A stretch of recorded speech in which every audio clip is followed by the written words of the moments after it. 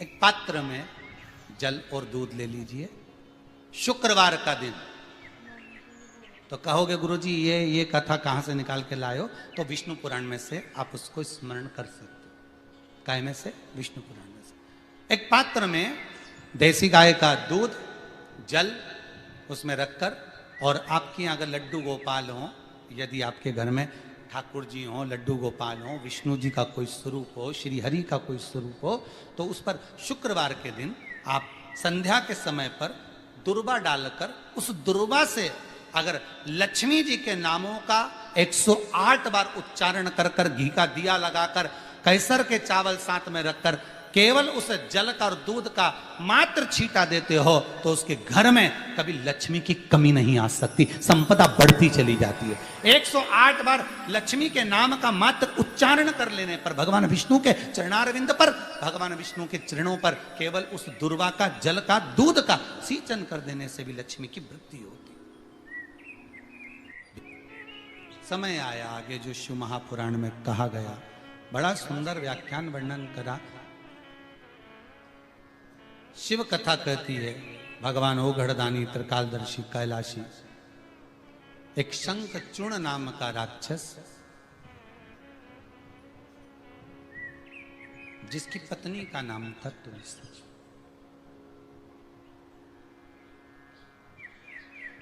इतना उपद्रवी था। अब राक्षस है तो उपद्रवी तो होगा। इतना उपद्रवी, देवता परेशान हो गए। सब ने जाकर भगवान भूत भावन भूतेश्वर भगवान शिव से निवेदन करा, शंकर से कहा, हे ओघड़दानी, हे त्रिकालदर्शी, हे कैलाशी, हे अविनाशी, हे शंभु, कृपा करिए इस शंखचूर्ण नाम के राक्षस का संहार कर दो। भगवान उसी समय पर शंखचूर्ण नाम के राक्षस का संहार करने के लिए आए।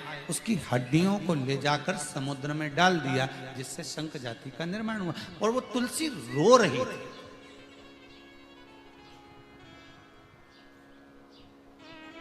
जो गंडकी नदी बनी,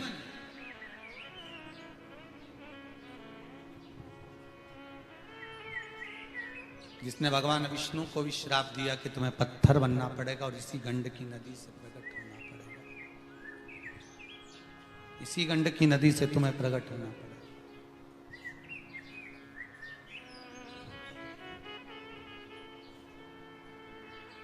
अब शंकर भगवान के सामने जब वो गंडकी नदी सामने खड़ी होकर हाथ जोड़कर कहती है कि तुमने मेरे पति को मार दिया, भोलेनाथ, मेरा जल आप पर कभी नहीं चढ़ेगा। सब जगह का जल शंकर पर चढ़ जाता है, पर गंडकी नदी का जल नहीं चढ़ता। फिर समय आया, आगे जो वर्णन आया, देवता और राक्षसों ने मिलकर मंथन किया, मंदराचल को लाए, शेषनाग की नेति बनाकर जो मंथन करना प्रारंभ करा। तो पहले जब मंथन किया तो मंथन के समय पर विचार किया गया कि इसको मतते मतते जैसे ही मंदराचल रखना चालू करा और रखकर जो मत रहे थे, तो मंदराचल तो नीचे जाता जा रहा था, नीचे की ओर पहुंचता जा रहा था।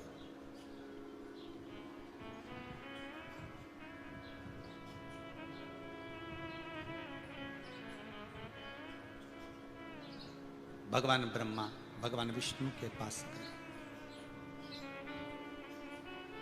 भगवान विष्णु ने पूछा, क्या हुआ? हुआ क्या? ये बताओ, क्या हो गया? प्रभु, जो मथा जा रहा है देवता और राक्षस मिलकर, जिसका मंथन कर रहे हैं, जिस मंदराचल को रखा गया है समुद्र भीतर, मंथन किया जा रहा है, वो मंदराचल अंदर जाते जा रहे हैं, अंदर जाते।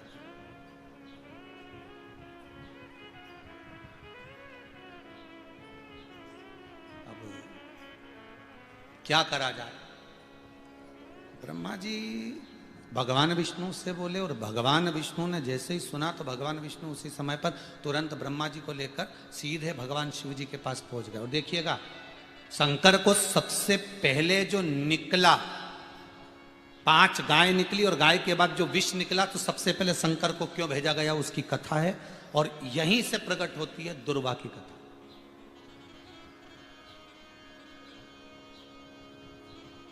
दोनों चले, ब्रह्मा विष्णु सब भगवान शिव के पास जा रहे, भगवान शिव के पास। ओम नमः शिवाय, ओम नमः शिवाय, ओम नमः शिवाय,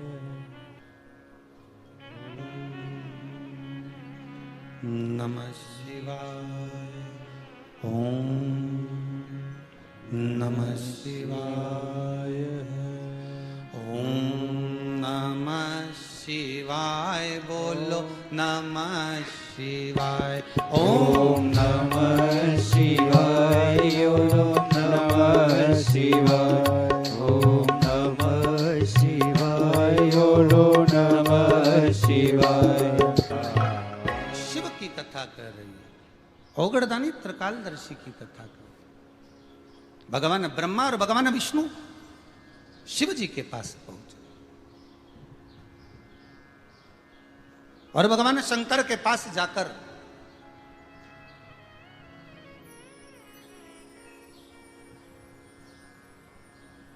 अच्छा, इतनी देर से गए भी नहीं थे, सारा प्लान कर लिया कि मंथन होगा, अमृत निकलेगा, देवता आपस में बांट लेंगे, सारी प्लानिंग हो गई, पर शंकर जी को कुछ नहीं मालूम, कुछ भी नहीं मालूम।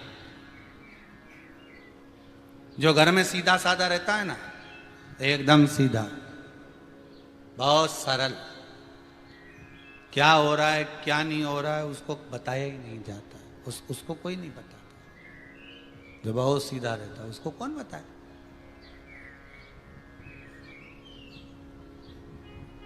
कोई बताता ही नहीं।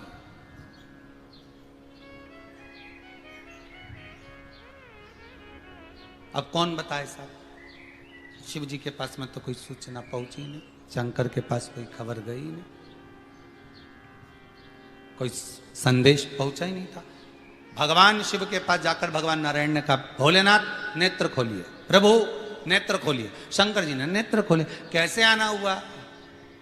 तो भगवान ब्रह्मा जी बोले, आपको नहीं मालूम कि कैसे आना हुआ? शिव जी बोले, वो आने का तो मालूम है, पर कारण क्या है वो बताओ, कारण है क्या? प्रभु, आने का कारण केवल इतना सा है कि देवता सारे के सारे मिलकर समुद्र का मंथन कर रहे हैं औषधि अमृत पाने के लिए। बस दिक्कत एक ही आ रही है, जो वो रई रखी है ना, मंदराचल जो पर्वत रखा है ना, वो बार बार नीचे जा रहा है। उसके लिए कोई व्यवस्था बताई जाए कि आप मृत्यु लोक के देवता हो, तो आपको यह मालूम होगा कि मंदराचल पर्वत जो मृत्यु लोक में निवास करता है, उस पर्वत को पानी में ठहराया कैसे जाए।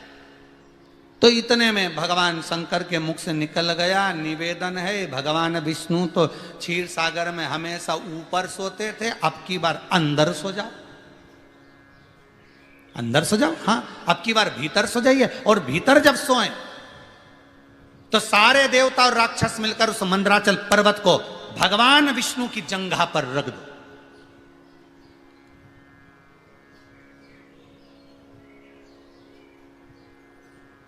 अब भगवान विष्णु की जंघा पर रखकर मंथन करना प्रारंभ करो। जो मंथन करना प्रारंभ करा तो जंघा पर जो भगवान के बारीक बारीक से रुए थे शरीर के, वो सारे की सारे टूटकर नीचे की ओर गिरना प्रारंभ करे, समुद्र की लहर में आए, किनारे लग गए। वो जो किनारे रुए लगे वही दुर्वा के रूप में प्रकट हो गए, वही रुए दुर्वा के रूप में प्रकट।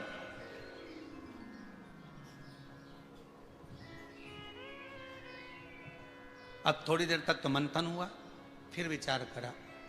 अब भगवान विष्णु बोले, अच्छी आफत थी है साहब, जंघा पे रगवा दिया वो मंथन को, अब ये उठ सकते नहीं, बैठ सकते नहीं, तो लक्ष्मी जी दौड़कर भगवान शिव जी के पास गए। हर हर महादेव। भगवान शंकर ने पूछा तुम क्यों आई हो? भगवान इतने में तुरंत पार्वती जी निकल कर बाहर आई। हुआ क्या लक्ष्मी, कैसे आई? अब पार्वती जी की बेस्ट फ्रेंड लक्ष्मी, ये दोनों आपस में बड़ी जोरदार इनकी दोस्ती थी, बड़ी अच्छी सहेलियां थी दोनों। बस कहीं दिख जाए ना तो फिर तो 2-4 घंटा ही हो। अब उधर तो मंथन हो रही है, भगवान विष्णु ने बोला लक्ष्मी को जाओ जरा जाके बात करो, और लक्ष्मी जी गई भगवान शंकर जी के यहाँ, और जो गई पार्वती के पास जैसे ही पहुंची 2-4 घंटा कहाँ निकल गया मालूम ही नहीं पड़ी, और भगवान के मंथन हो ही रहा, और भगवान इंतजार कर रहे कि अब आएगी पूछ के, अब आएगी कुछ करके, पर वो तो बात में लगे।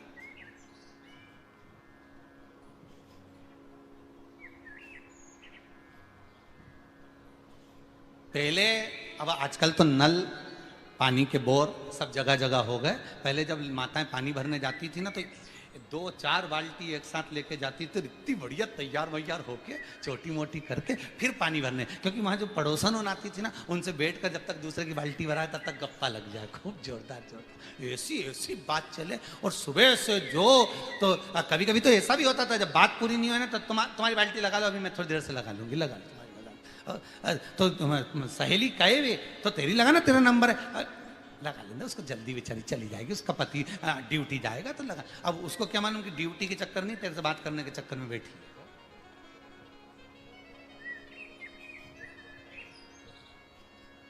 चित्तवृत्ति है उसकी, मन है उसका। अब पार्वती जी के पास में लक्ष्मी जाकर बैठ गई, मन रम गया, उठी नहीं।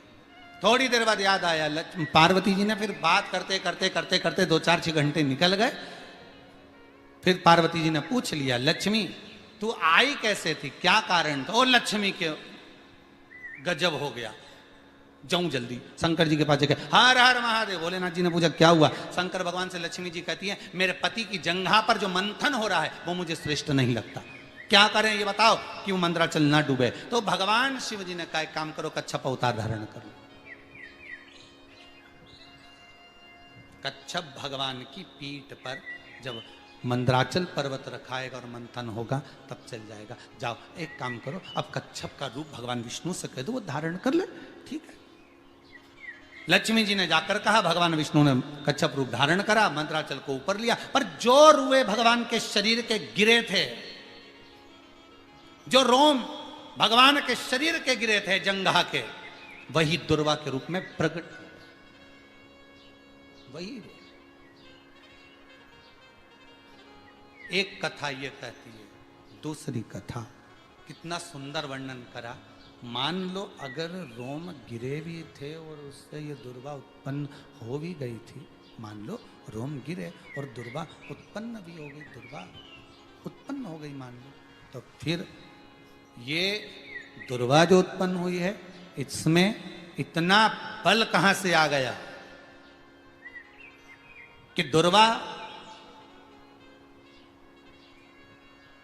5 साल 6 साल सुखाकर बोरी में भरकर रख लो, उसके बाद कहीं खेत में बगीचे में उसको डाल दो और 2-4-8 दिन तक पानी देना चालू कर दो, दुर्वा फिर हरी भरी हो जाती।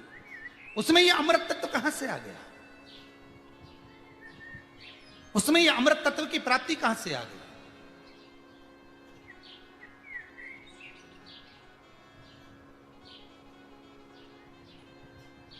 उसका ये अमृत तत्व किस लिए प्राप्त? तो क्यों भगवान जब एक अनलासुर नाम का राक्षस हुआ और वो राक्षस दिन प्रतिदिन गलत कर्म करता, अनलासुर जब देखो जब कोई ऐसा कर्म करता, कहीं गौ माता जा रही है तो उसको पकड़कर उसको नोच कर उसको काट देता, कहीं ब्राह्मण जा रहे हैं उनको नोच कर उनको काट कर पटक देता, उनके रक्तों को पी जाता, अनलासुर उपद्रव मचाता।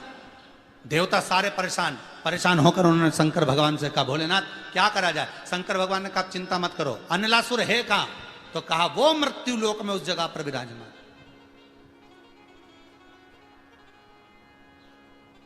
ठीक है,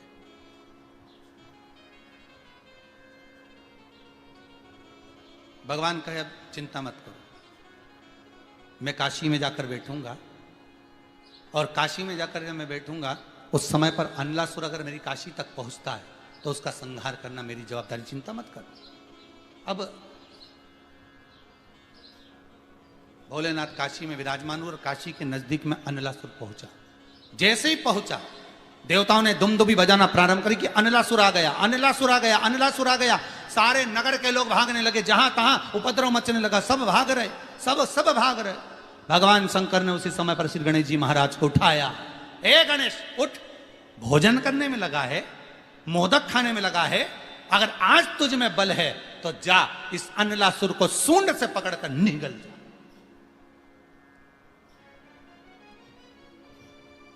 गणेश जी बोले, पिताजी निगल तो जाऊं, पर ये अनलासुर कोई साधारण राक्षस असुर नहीं है, ये पेट में जाने के बाद भी उपद्रव मचाएगा। शंकर भगवान बोले तो निगल तो सही। गणेश जी ने जाकर अनलासुर को निगल लिया। अब निगल लिया तो 5 दिन तक ना तो गणेश जी भोजन कर रहे ना पानी पी रहे। अनलासुर अंदर उपद्रव मचा रहा, बड़ा परेशान कर रहा। अग्नि प्रकट कर ली अनलासुर ने अंदर की अंदर, ऐसा तप अनलासुर अंदर गणेश जी के उदर में तप करने में लग गया, इतना तप करने में लग गया कि वहां अग्नि प्रकट हो गई, अग्नि जलने लगी। अब गणेश जी के अंदर अग्नि का प्रागट्य जब उत्पन्न होने लगा, तब शिव जी के पास में पार्वती ने जाकर कहा, गणेश कुछ खा नहीं रहे, गणेश कुछ पानी नहीं पी रहा है। उनके भीतर उस उदर में अग्नि प्रकट हो रही है, क्या करा जाए। शंकर भगवान ने उसी समय पर दुर्वा को तोड़ा और दुर्वा को तोड़कर इंद्र से कहा, ये गणेश को दे दो। तो इंद्र का एक प्रश्न खड़ा हो गया कि आप अगर चाहें तो हम कुछ और लाकर दे देते हैं, अमृत लाकर दे देते हैं, कोई और अच्छा पदार्थ लाकर दे देते हैं जिससे गणेश जी महाराज की उदर को तृप्ति होगी। दुर्वा मिट्टी में लगी हुई, भूमि पर लगी हुई दुर्वा। शंकर भगवान बोले, रे ओ इंद्र, तुम्हारे अमृत से भी बड़ी प्रबल है ये दुर्वा। तो इंद्र ने पूछा, ये दुर्वा अमृत से प्रबल कब हो गई। शंकर भगवान कहते हैं, सुन इंद्र, जिस समय पर अमृत का कलश निकला, उस अमृत के कलश को देवता लेकर जा रहे थे, ले जाते राक्षसों से छुड़ाकर सबसे पहले इन्होंने समुद्र के किनारे पर उसको छुपाया। उस जगह पर भगवान विष्णु की जंघा के रोम पड़े थे जिससे दुर्वा उत्पन्न हुई थी। उस दुर्वा पर इस कलश को जब रखा, रखते ही एक देवता ने उसके उठाकर देखना चाहा तो उसमें से थोड़ा सा भाग अमृत का नीचे गिर गया जो दुर्वा पर पड़ गया। और आगे गए, फिर इसको छुपाया, वहां भी दुर्वा थी। फिर और आगे गए, वहां भी दुर्वा थी। सुन इंद्र, तेर को जो अमृत मिला तूने एक बार में पिया, ब्रह्मा को जो अमृत मिला वो ब्रह्मदेव ने एक बार में पिया, वरुण को जो अमृत मिला वो एक बार में पिया, पर इस दुर्वा को जो अमृत मिला वो 5 बार मिला। इसलिए 5 दुर्वा लेकर तू गणेश के पास जा और उसको दे, क्योंकि ये 5 अमृत के कुंड से भी प्रबल है। ये 5 अमृत के कुंड से भी प्रबल है, लेकर जा तू ये दुर्वा। और इंद्र ने दुर्वा दी, गणेश जी को खिलाई। जैसे ही खिलाई, गणेश जी के भीतर की जो अग्नि थी वो समाप्त हो गई। शिव कथा कहती है, स्कंद पुराण कहती है, गर्ग संहिता कहती है, विष्णु पुराण कहती है, ये जो दुर्वा है, इस दुर्वा का सबसे बड़ा गुण है, ये दुर्वा ऊपर की ओर नहीं बढ़ती, ये दुर्वा नीचे की ओर, आगे की ओर बढ़ती है। दुर्वा का एक गुण बड़ा प्रबल है, ये ऊपर नहीं उठती, क्योंकि इसको मालूम है मैं ऊपर उठूंगी और कहीं ना कहीं का आएगा, लात में मुझे दबाएगा और गिरा जाएगा। इसलिए मैं नीचे की नीचे चलूं तो दुर्वा नीचे की नीचे चलती है। शिव महापुराण कहती है, दुर्वा से एक गुण हमको लेना चाहिए, अहंकार में इतने ऊपर मत पहुंच जाना कि कोई पांव रखकर तुमको दबाने का प्रयास करे, इतने ऊपर ना पहुंच।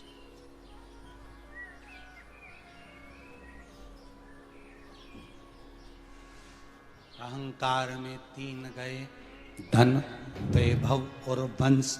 ना मानो तो देख लो रावण, कौरव और कंस। अहंकार ना है ऊपर की ओर बढ़ने।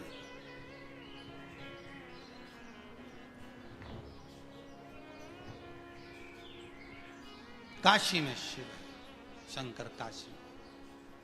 तेरे डमरू की धुन सुन के मैं काशी नगरी आई हूँ। तेरे डमरू की धुन सुन